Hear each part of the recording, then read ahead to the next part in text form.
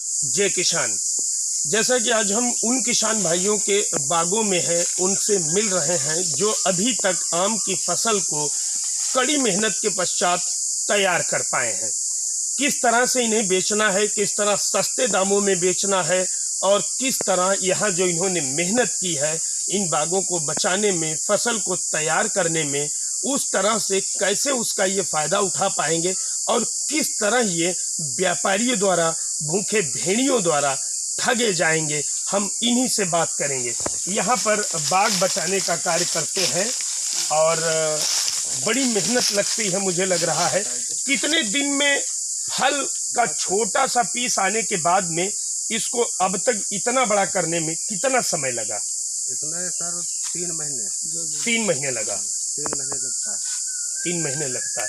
तो तब तक कैसे बचा पाए? यहाँ तो जंगल है और घने घने पेड़ हैं, रात में रुकना, ये सब कैसे? अरे सर, ये फसल है तो इसमें तो रुकना तो पड़ेगा।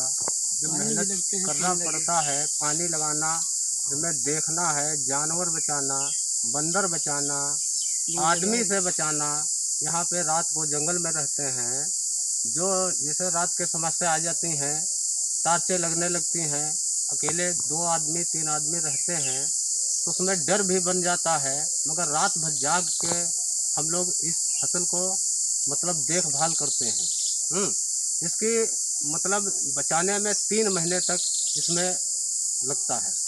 उसके बाद आज ये तैयार हुआ है। आज तैयार हुआ है। तो अभी इसका कब टूटेगा ये? अभी इसको 15 दिन तो लग ही जाएगा। अब मंडी जब खुलेगी तभी इसका रेट पता किया जाएगा, क्या रेट चल रहा है मंडी में।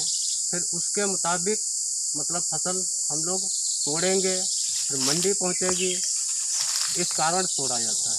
तो ये अब अगर मंडी का भाव पता करेंगे तो मंडी सस्ती होगी और आपका फल तैयार है तो फिर आपको सस्ता बेचना पड़ेगा। मजबूरी है हमारे पास। ये पीड़ाएं हैं, समस्याएं यही हैं। केवल हम अपने दर्शकों को और हम मेरे साथ जुड़े किसान भाई या फिर सोशल मीडिया पे बहुत सारे लोग जो मेरे साथ जुड़े हैं, अधिकारीगण, मैं सभी को यही बताना चाहता हूँ। मेरा केवल उद्देश्य आज बाग में आना, इन किसानों से बात करने का मतलब सिर्फ यही है कि अगर मंडी सस्ती होगी और फल इनका तैयार है तो इनको सस्ते दामों में भी बेचना होगा। तो बहुत सारे लोग बाग खरीद करके बचाते हैं, उसके बाद उसको बेचते हैं। तो ऐसे में कैसे पड़ता आएगा अगर मंडी सस्ती होगी? अब सर ये होता है कि हमको कल मालूम हुआ है आज की रेट 2000 है, मैं कल तोड़ कर यहाँ से ले गया तो वहाँ 1500, 1400, 1000 रुपये में बिका है। माने उस दिन सबको पता लग जाता है आज मंडी टाइट है, तो टाइट के कारण सब लोग उसी दिन तोड़ते हैं। एकदम मंडी को माल जब पहुँच जाता है तब वो मद्दा बिक जाता है। मजबूरी है जब हम यहाँ से तोड़ कर ले गए हैं सर।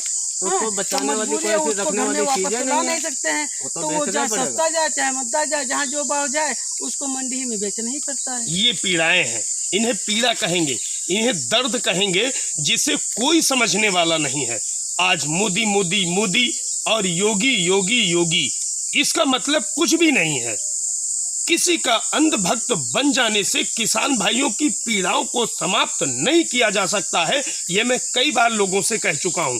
किसान भाइयों का कहना है कि आज की डेट में अगर हमने पता किया कि मंडी का भाव 2000 रुपये है तो हमने आज ही उसको तोड़वाया और कल जब हम मंडी को लेकर के गए तो वहां पर बिचौलियों और व्यापारियों के द्वारा उसी माल का 1500 रेट बताया जाता है, 1000 रेट बताया जाता है। तो इनका कहना है कि फिर जब हम माल लेके गए हैं, भाड़ा लगा के गए हैं, लेबर से तुड़वाया है और वहां पर जब हम पहुंच गए हैं 50 किलोमीटर 100 किलोमीटर दूर मंडियों में जनपद की, तो वहां पर उसी रेट में मुझे माल बेचना पड़ेगा। मजबूरी हो जाती है। मजबूरियां हैं, इनका कहना है कि मजबूरियां हैं, रखने वाली चीज है नहीं। ये बड़े सोचनीय विषय हैं। बिल्कुल सही कहा आपने, इसको रखा नहीं जा सकता, इसको फिर बेचना ही पड़ेगा। अब आपने बाग को बचाया है, मेहनत की है, आपने खून पसीना बहाया है, तो आपको नुकसान हो या फायदा, आपकी मजबूरी, आपको बेचना है।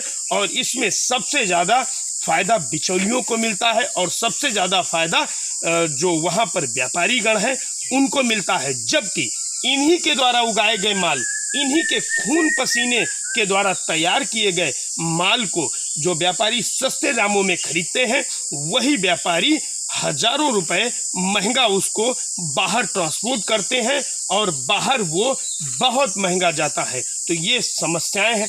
और क्या क्या समस्याएं आती अब सर हैं? ये है कि अब 2 लाख 3 लाख मैंने लगाया है इसी बाग में, ठीक। अब माल जब तैयार हुआ है, हाँ, वो माल हमारा अगर 50,000 का 1 लाख का अगर बिका है तो हम तो कैसों को अब जिसके पास से मैंने बाग लिया है उसको चाहे हम खेत बेच के दें या घर बेच के दें, उसको तो पैसा मैंने जबान दी है तो उसको तो पैसा हमको कैसे देना पड़ेगा। भैया मैंने माल जब तोड़ने देते हैं कि आप माल तोड़ ले जाओगे, हम तुमको माल कहाँ ढूंढेंगे? तोड़ने हमको जब देते हैं तो मजबूरी जब में हमसे देना ये पड़ कहते जाता है। हैं मेरा पेमेंट पूरा हमको गिन दीजिए, अपना माल तोड़ा लीजिए, हम तुमको इज्जत सुधा विदा कर रहे हैं। अब वहाँ से हम इनको पेमेंट मैंने पूरा दे दिया है। वहाँ से 2 लाख का जैसे बाग मैंने लिया है और यहाँ से आम तुरा के हमने ले गए 10-20 हज़ार 50 हज़ार बढ़ने की कोशिश सोचा है जब, तो वहाँ माल लेकर गए हैं मंडी में, तो वो माल कहीं 1 लाख का बैठा है मेरा, कहीं 1.25 लाख का बैठा, कहीं 1.5 लाख का बैठा। मैं लेबर है और मंजूरी है और दवा है और पानी है, ये मैं सब लगाया और 70 और टारी का भाड़ा दिया है, तब भी वो भी हमारा चला गया। माल 1 लाख का कहूँ 1.5 लाख का बैठ रहा है। तो हमको तो कहीं से कहीं कोशिश करके, अब गरीब आदमी है जैसे, तो कोई आदमी ऐसा होता कच्चा दिल का है तो अपनी जान दे देता है, हाँ। और कोई कहता है कि चलो लगे हो तो लगे रहो, आज नहीं तो कल मिलेगा, इसी में आदमी पड़ा रहता है, इसी में गरीब आदमी उभर नहीं पा रहा बाग में। ये दर्द है, ये दर्द है उन बेशर्म बिचौलियों के लिए, उन बेशर्म व्यापारियों के लिए, उन बेशर्म सरकार में बैठे अधिकारियों एवं सरकार के लिए। आप देख सकते हैं कि ये किसान हैं, लोग कहते हैं ये करोड़पति हैं। स्थितियां देखिए, ये स्थितियां हैं किस तरह से ये चप्पलों को गांठ कर अपने बागों को बचाते हैं, फसलों को तैयार करते हैं, किस तरह से ये हालात हैं। कितने दिन से मुंह नहीं धोया आपने? मुझे लग रहा है हफ्तों से नहीं धोया होगा, है ना? बिल्कुल वो सती वाली कहावत जो है उसको चरितार्थ कर रहे हैं आप लोग, है ना? ये स्थितियां हैं, इन्हें कहते हैं किसान।